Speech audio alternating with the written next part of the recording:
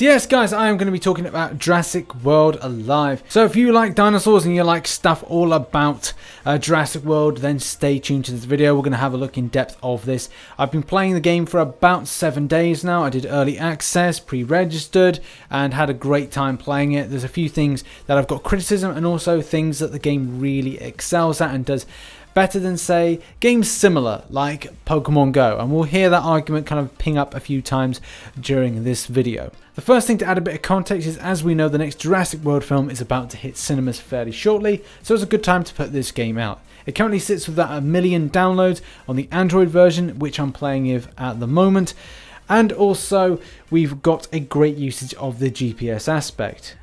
It is very difficult to kind of give you an idea, like I don't know what Pokemon Go uses with regards to its GPS tracking, but Jurassic World Alive is function and using Google Maps. And at times it's a pretty solid signal with regards to the GPS functioning, and I really think there is a solid effort with regards to how it uses GPS in general. I want to begin and talking about supply drops. The great thing about supply drops is there seems to be a lot more. If you compare these things to like Pokestops, there's a good chance you would have to go quite a far away in order to kind of get the nearest Pokestop. Now, the difference is they're a lot closer. In some cases, a lot of people have them just outside or, you know, at their house. I'm very fortunate because I have one of these supply drops at my house. And another great thing about it is it doesn't name drop, so it doesn't give away where you are with regards to your positioning, especially if you're doing YouTube or kind of recording content, so it doesn't give away where you live. Supply drops allow you to get things like cash, to get coins, and also to get darts. Darts are used for the next thing we're going to talk about with regards to like how you catch dinosaurs. Gold is kind of used for like ranking up or evolving certain dinosaurs, and your cash is used to spend on like novelty things in the game. I don't know if there's going to be any kind of increase in what you can buy with regards to cash, but at the moment you can get incubators. These incubators kick out some amazing things with regards to like rare, epic type of dinosaurs, which are going to be helpful for battling. Now the downside is you don't actually get to form a full dinosaur. How it works is that you get like gene collection effectively, so you're collecting X of a certain amount. As you can see in some of these, like you've got to collect 50 in order to then be able to create, because effectively that's what you're doing, similar to like the Jurassic World films and Jurassic Park films. You collect the DNA in order to create through whatever means to create a dinosaur. So it's pretty fun. You like create these eggs, dinosaurs hatching. Yeah, you know, you've seen the films, you know how it works. Now, as we can see, there are dinosaurs in the distance. One great thing about Jurassic World Alive that Pokemon Go does not do very good at is that distance. So there's a wider expanse of distance where you can launch a drone, and the drone fires darts and allows you to catch these dinosaurs. Say if a Pokemon was over in a further direction, say a little bit further on for where I am now, if I can just put an arrow, you would be able to not get there particularly well, and you would not be able to get that radius or that circumference to then find something. So even now, like as we're doing this video, like 2 dinosaurs have popped up. One popped up there, similar again like Pokemon Go. But what I was trying to get to the point is that if there's something in the distance, you would not be able to cover that amount of radius. It's all in the close proximity with Pokemon Go, and the Jurassic World Alive is a much wider circle. Okay, so let's go in to try and get a dinosaur. So what we do is we launch the drone. The drone then loads. I'm using data at the moment and a pretty old Sony Xperia XA1, which is not a good device for this. Obviously other devices will vary with regards to performance, and if you have it on Wi-Fi, then it's going to be a lot quicker. I've got it on data at the moment, and obviously other internet providers will be different with regards to that. So what I'm theoretically doing is that what I'm just showing you is that as soon as you click on there and aim, your drone battery in the top right hand corner is going to go down. Effectively what you're doing is you're aiming in front and leading your target in order to get the little circle in the middle, and there's a timer that goes down. As your battery goes down, it means that well, you're out of time to catch the dinosaur, and that's theoretically what it is. So the catch rate, and it's a lot quicker than Pokemon Go with regards to catching dinosaurs. And as you can see there, we've just got a small amount, 52 of the genes, in order to assemble the next level of this particular dinosaur, because I've already got him up to level 9. The next thing to quickly explain is that the darts aspect, obviously as you saw in the top left hand corner, the darts have gone down. So I only have 129 darts, where I think I had about like 130 before. So the more darts you fire and miss, the more you're going to lose and not have any value to them. So aiming is important. The next thing is you can buy with cash any more darts. I don't really recommend this. I think you should always save your cash in order to get like better things with it. Going back to the fighting side of things, when you're fighting off against a dinosaur, it's something that players in Pokemon Go would have liked to have seen. That kind of element. Say you had your own Pokemon and they were fighting off against other Pokemon, you weaken them down, you then fight. It's similar to like the kind of the way the Game Boy version worked. I think players were really looking towards that. The other thing is some kind of like competitive PvP type aspect, and this one has it. And this is the battle mode. So similar to like gyms in Pokemon Go, but you know, they're not particularly great. This one, I'm not 100% sure whether or not you fight against a live person the other side. So basically you're like pitting your own skill and strategy against the other. There is a live leadership score, which looks like this. And so the highest point at the moment recording this video is 3,455. I'm way down there. I haven't really been grinding out quite as much.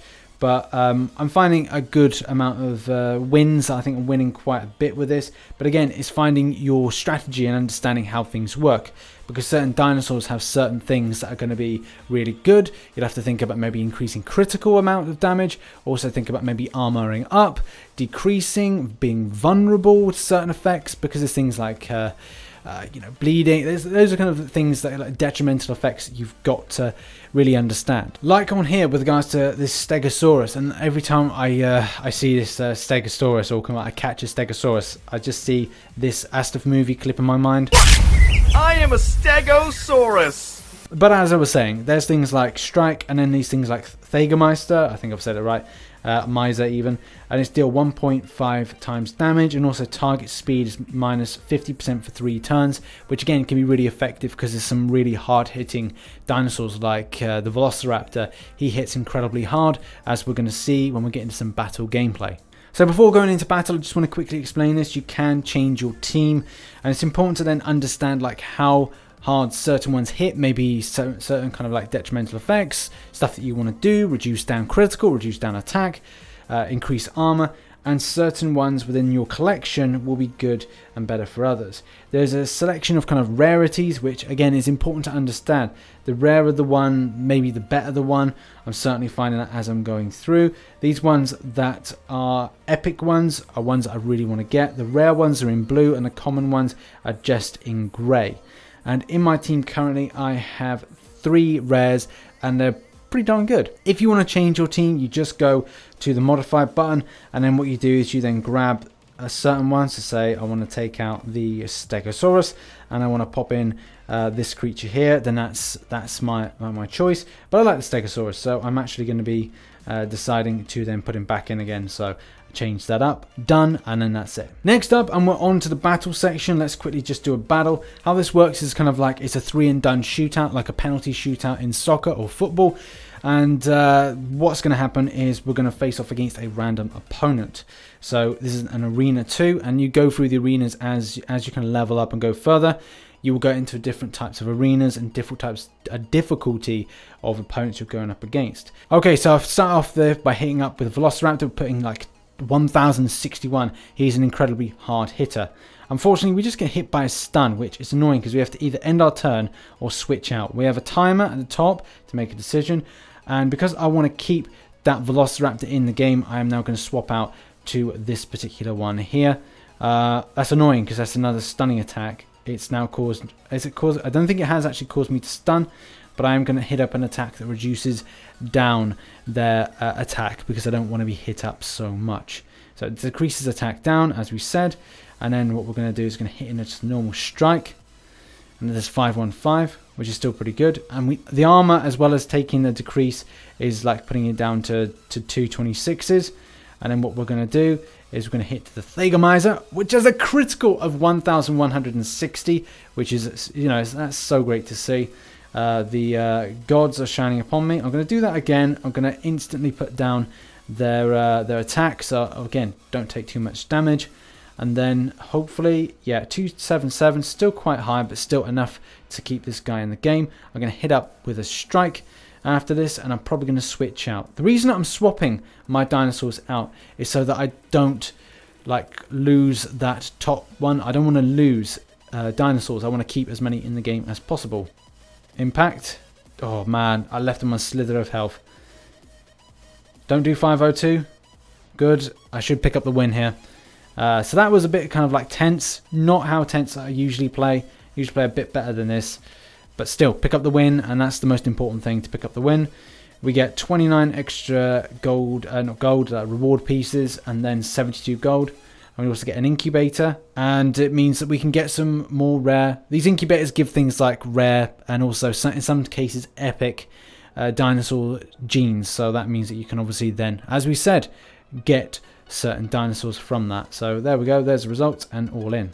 And just as we're like not really doing anything, a Triceratops appears, which is kind of cool. I'm going to try and do this as best I can, because I really want to get this particular dinosaur, or at least get more genes for this Triceratops.